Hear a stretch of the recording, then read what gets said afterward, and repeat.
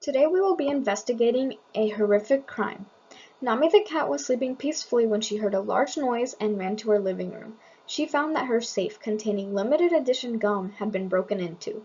Luckily, the criminal left behind a large pile of chewed-up gum containing DNA evidence.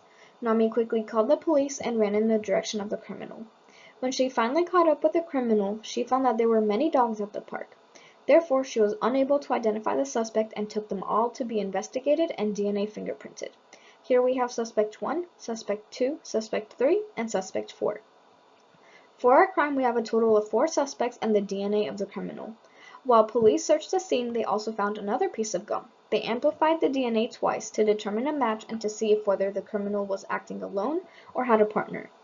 The DNA found in the saliva was amplified for 2 different loci along with the DNA of the suspects. As you can see, each sample is placed into separate wells of the gel electrophoresis so that the loci can be compared.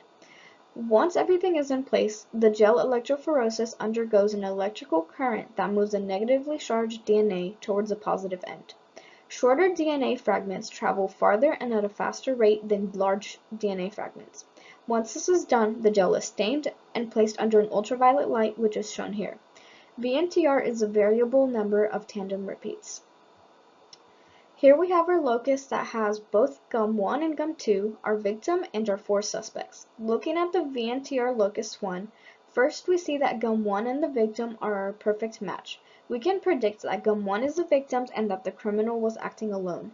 For gum 2, suspect 2, 3, and 4 all match the top allele, however suspect 3 does not match at the bottom. Because of this, suspect 2 and suspect 4 are our perfect match and the prime suspects to this crime. We can remove suspect 1 from being our criminal because he does not match our evidence.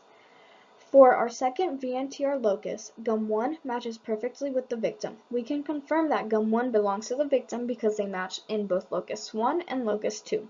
We can now also conclude that our prime suspect was working alone. For gum 2, both suspect 1 and suspect 2 match both loci, while suspect 3 partially matches. However, suspect 1 was not a full match at locus 1, so he is not the criminal. Here suspect 4 does not match the evidence, so he is also not our criminal. Therefore, only suspect 2 is a full match at both locus 1 and locus 2 and is our criminal. With further analysis of our DNA fingerprinting, we can see both suspect 2 and suspect 3 are related. As you can see in each locus, suspect 2 and 3 have always shared one allele, implying that this is a biological parent because it gave one allele to its offspring.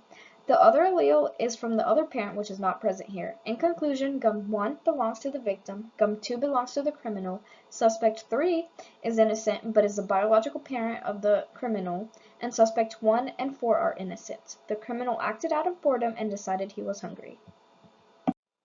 Tommy, is there anything you have to say?